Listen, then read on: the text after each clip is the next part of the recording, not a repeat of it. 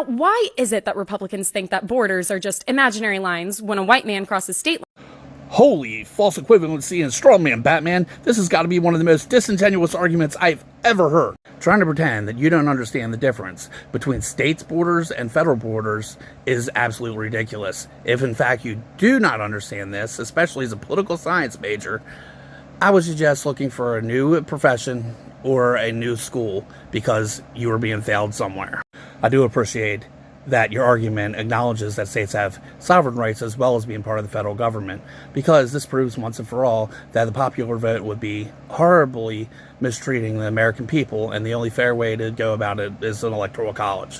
That being said, you're using a case that's already been adjudicated to show that the kid did not in fact cross state lines to go kill BML protesters, ignoring all the evidence that we have seen and still trying to paint the case as something that it was not.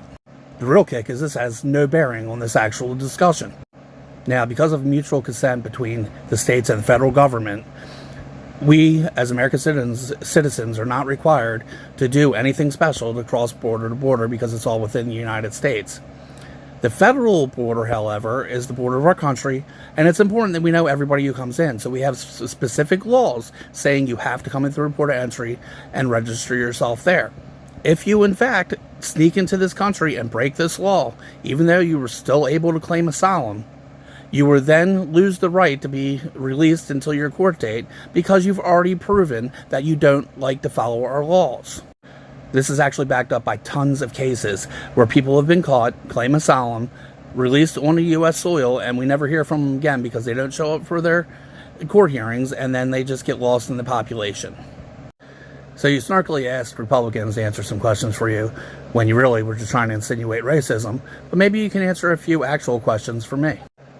First, why do leftists such as yourself think it's okay for people to enter our country illegally, especially considering all they have to do is come in through a port and claim asylum? There's nothing to force them to try and enter illegally. Y'all act like it's no big deal for people to come across the border illegally, knowing that even though it's a very small percentage, we have people like the cartels, terrorists, and things like human trafficking and large amounts of deadly drugs coming into our country through that border.